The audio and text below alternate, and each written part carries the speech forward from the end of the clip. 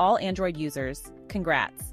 Your phone is now the digital version of a raging dumpster fire. That's right, 11 million of you just got sucker punched by the Necro Trojan. To all paranoids and criminals on Telegram, bad news. Your days of lurking in the shadows just hit a major snag. The popular messaging app has now adjusted its privacy policy. Telegram will share users' IP addresses and phone numbers with law enforcement upon receiving a valid legal request. This guy can't catch a break, 2 assassinations attempt, and now spear phishing. The hackers infiltrated private accounts, stealing campaign documents and emails, which they attempted to leak to US media outlets. Welcome to the Security Brief for Week 39. Before we dive in, make sure to subscribe and share this news. To our first story, to all Android users, congrats. Your phone is now the digital version of a raging dumpster fire. That's right, 11 million of you just got sucker punched by the Necro Trojan. Cybersecurity researchers at Kaspersky discovered that popular apps like AutoCanada and Mac's browser were unknowingly spreading the malware. This malicious software exploits advertising software development kits, SDKs, used in legitimate apps, game mods, and even modified versions of well-known platforms like WhatsApp, Spotify, and Minecraft. Once installed, Necro runs various malicious plugins designed to display unwanted ads, install unauthorized apps, commit subscription fraud, and use infected devices as proxies to route harmful traffic. Google has responded to these concerns, stating that their Google Play Protect service is actively working to protect Android users from known versions of the malware, but urges users to be cautious and uninstall potentially infected apps. If you downloaded any sketchy apps, congratulations, you're probably compromised. Google suggests you uninstall them and stick to verified apps. Moving on, to all paranoids and criminals on Telegram, bad news. Your days of lurking in the shadows just hit a major snag. The popular messaging app has now adjusted its privacy policy. Telegram will share users' IP addresses and phone numbers with law enforcement upon receiving a valid legal request. This change was announced by Telegram's CEO Pavel Durov following recent privacy updates. These disclosures will only occur when a court confirms that the user is suspected of engaging in criminal activities that violate Telegram's terms of service. This privacy policy shift affects nearly 1 billion users worldwide. 1 billion people. That's 1 billion phone numbers ready to be handed over with a ribbon tied on top. So if you've got a burner phone for your sketchy side gig, might be time to swap it for a couple of carrier pigeons. The move aims to maintain the integrity of the platform, as Telegram has faced increasing scrutiny over its use in illegal activities, including the sale of illegal goods and criminal communications. So what's the moral of the story? You might want to read that updated privacy policy you normally scroll past, or just assume every app is an undercover narc at this point. Moving on, the US government has proposed a ban on connected vehicle technologies originating from China and Russia. The Biden administration aims to block the import and sale of connected vehicle systems like Bluetooth, Wi-Fi, and autonomous driving software, which could pose a security risk to critical infrastructure. If you thought your car's biggest threat was running out of gas, think again. These tech-packed vehicles can apparently collect a treasure trove of sensitive data, like where you're driving, where you stop, probably even where you think about stopping. And that's just the beginning. You see, in May, tariffs on Chinese electric vehicles were raised, and new tax incentives favored North American manufacturing.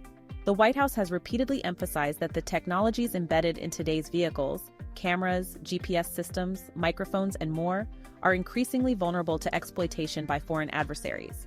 The proposed rule targets imports of software starting in 2027 and hardware by 2030, giving manufacturers time to comply. As this proposal moves forward, the public feedback process remains open, with industry leaders and experts weighing in on its potential impact.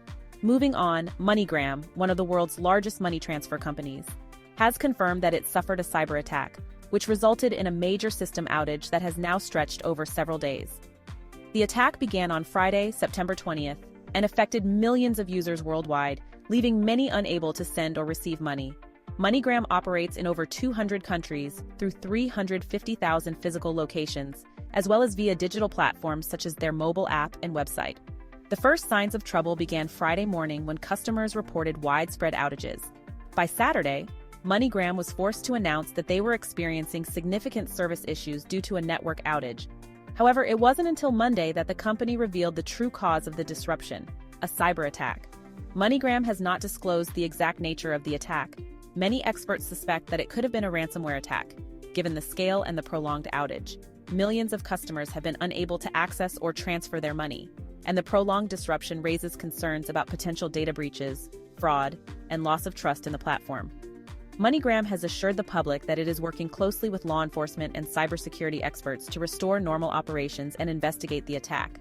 So if you are planning to transfer money anytime soon, maybe just shove it under a mattress for now. On to our next news story. Hackers are now using artificial intelligence to write malware in targeted attacks. Researchers over at HP Wolf Security discovered that some smooth criminals managed to pull off a targeted cyber attack in France using AI-generated code. Yep, that's right. AI is officially moonlighting as a hacker's sidekick. Researchers discovered that AI-generated code was deployed in an email campaign targeting users. The malicious code, written with the help of generative AI, delivered the async malware.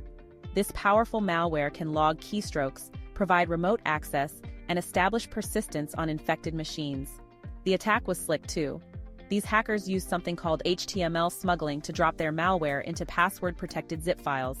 Inside those zip files, good old VB script and JavaScript code ready to hijack your machine. This is not the first sign of AI-generated malware. The first sign was in early June this year. Since then, it has been observed in several ongoing malicious campaigns, confirming AI's increasing role in cybercrime. This trend marks a troubling evolution in cyber attacks, with even low-skill threat actors able to create advanced malware by leveraging AI tools. The future of cybersecurity is now inextricably tied to the advancement of AI technologies. Moving on, the Centers for Medicare and Medicaid Services, CMS, confirmed that health and personal data were compromised in the wake of the MOVEit cyber attacks. This massive data breach affecting more than 3.1 million people. The breach hit the Wisconsin Physicians Service, WPS, a company providing administrative services to Medicare. So what was taken? Well, sensitive information such as names, social security numbers, birth dates, and Medicare IDs were stolen. Basically, everything a cybercriminal needs to ruin your day for years to come. The breach also included hospital account numbers, service dates, and addresses, creating a potential risk of identity theft and fraud. So how did it all happen? Well, you see, the hackers waltzed into the system in mid-2023, taking advantage of a vulnerability in the MOVEit transfer software. WPS tried slapping on some security patches in June 2023, but the hackers had already snuck in, grabbed the data, and peaced out. However, the breach was only publicly confirmed in September 2024 after a lengthy investigation. This isn't just a Wisconsin problem, though. Since CMS is nationwide, this breach basically threw millions of Americans under the bus. CMS and WPS are offering free credit monitoring services to those affected, because nothing says, "Sorry we let your most sensitive information get hijacked," like offering a service that basically just watches your credit get ruined in real time. Cybersecurity experts warn that the stolen data could be used for identity theft and fraud. The investigation into this breach is ongoing, and officials stress that while the hackers claim to have deleted some healthcare data, there is no way to guarantee that the stolen information hasn't been sold on the dark web. Moving on, a serious cyber attack has struck a water treatment facility in Arkansas City, Kansas, forcing operators to switch to manual operations. The attack was detected on Sunday morning, September 22nd, and has prompted local authorities, Homeland Security, and the FBI to launch an investigation. Forcing the facility to revert to manual controls was a precautionary measure to ensure continued safe water distribution. The water's still safe to drink, unless you enjoy a little extra anxiety with your hydration. You might wonder why anyone would target a place such as Arkansas City, which, in case you didn't know, is a small spot in Cowley County best known for, well, not much. You see, water facilities are critical infrastructure, and apparently they're the hot new target for cybercriminals. Just 2 days before this attack, the Water Information Sharing and Analysis Center, WaterISAC, issued a warning about Russian-linked groups targeting the water sector. This highlights the ongoing threat to U.S. critical infrastructure from malicious actors seeking to exploit vulnerabilities in essential services. Moving on, a ransomware attack on AutoCanada, a major vehicle dealership network. AutoCanada confirmed the breach, which took place in August this year, and is suspected to have compromised employee data. The ransomware group Hunters International has claimed responsibility for the attack and has allegedly stolen terabytes of sensitive information, including HR files, payroll data, and more.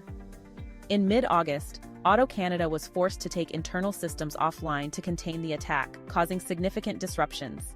Despite this, business operations across their 66 dealerships continued, albeit with some delays. AutoCanada has been working with cybersecurity experts and law enforcement to assess the damage, and the company confirmed that employee data may have been exposed, including social insurance numbers, payroll records, and personal documents. Why did this horror show happen? Because cybercriminals never miss an opportunity to mess with a big company sitting on a goldmine of sensitive information. AutoCanada became a prime target, thanks to the juicy employee data they handle. AutoCanada is offering impacted employees free identity theft protection and credit monitoring for 3 years, as investigations continue into the full scope of the breach. Moving on, a serious warning tonight for Android users. Cybercriminals have developed a fake WalletConnect app on the Google Play Store that is stealing cryptocurrency from unsuspecting users. While the exact identity of the attackers remains unknown, cybersecurity researchers have discovered that this fake app mimics the real WalletConnect service to trick users into inputting sensitive wallet information. So how does this happen? Well, the scam was simple. You download the app, thinking you're being all responsible with your secure transactions, and bam! It asks for your private keys and seed phrases. You, being the trusting soul you are, type them in, and voila! Your crypto is now on a one-way trip to hacker paradise. This fake app appeared on the Google Play Store in September 2024, and has been downloaded numerous times before being reported and removed. Hackers are exploiting the growing popularity of cryptocurrency and the trust that users place in wallet apps. By leveraging a fake version of a trusted service, they managed to steal private keys, drain wallets, and cash out the stolen crypto. Google has since removed the fake app from the Play Store, but experts urge users to be cautious and only download wallet apps from verified sources. Authorities are investigating, but the stolen cryptocurrency is difficult to recover once transferred. To our last story, the U.S. Department of Justice has charged 3 Iranian hackers involved in a hack-and-leak operation aimed at influencing the 2024 U.S. presidential election. These 3 stooges allegedly worked with Iran's Islamic Revolutionary Guard Corps, IRGC. Their mission was to hack and steal sensitive information from U.S. officials, political campaigns, and media members. The operation began in January 2020 with spear phishing attacks targeting current and former U.S. government officials. By 2024, the hackers turned their focus to individuals connected to Donald Trump's presidential campaign. This guy can't catch a break, 2 assassinations attempt, and now spear phishing. The hackers infiltrated private accounts, stealing campaign documents and emails, which they attempted to leak to U.S. media outlets and the Biden campaign to sabotage Trump's election bid. The whole point was to destabilize U.S. democracy and advance Iran's interests, basically sowing discord just because they can. But all they really succeeded in doing was getting themselves charged, sanctioned, and slapped with a $10 million bounty for their capture. The election is anticipated to be very close and maybe the most important election in modern time, and the whole world is watching. That's it for this week's news. Which story did you find most interesting, or any story that you wish was included? Make sure you comment under. Make sure to subscribe, and I see you soon.